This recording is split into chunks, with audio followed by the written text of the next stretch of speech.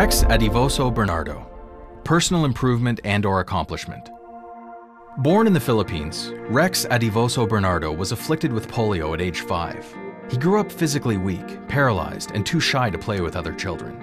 Bernardo was not allowed to go to school as a child because of his condition, but he dedicated his time to writing fiction stories in his room.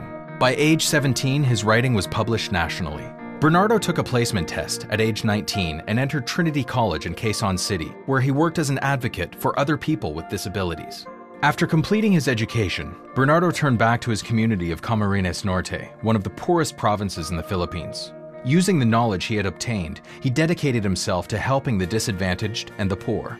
He served his community in various ways, contributing to youth development and capacity-building programs and volunteering actively in his church.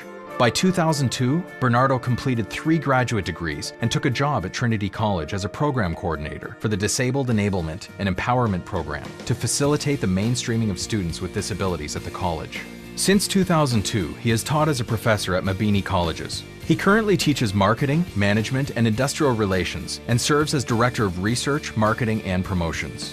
Bernardo has also worked as a mentor and life coach for the youth of his community, aiming to create excellence in local governance. He has stated that he would like to be remembered as a person who rose from the grave of disillusionment, who found his real place in the sun, and who uses his God-given talents for the benefit of others. Overcoming the challenges of his disease and paralysis, Bernardo is now a professor, a champion for the rights of disabled youth, and a catalyst for change. He has accomplished much not only for himself, but on behalf of marginalized people in his community.